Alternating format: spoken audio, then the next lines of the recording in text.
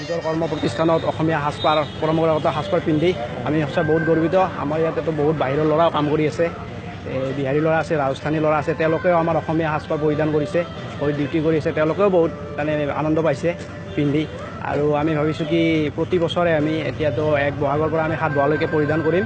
আৰু আমি ভাবোঁ কি অকল আমাৰ ইয়াতে নহয়, সমগ্ৰ অসমত যিবিলাক ব্যক্তিগত প্ৰতিষ্ঠান আছে তেওঁলোকেও যাতে 1 বহাগৰ পৰা 7 বহাগলৈকে আমাৰ অসমীয়া পৰম্পৰাগত সাজপাৰ পৰিধান কৰি নিজৰ কৰ্মস্থান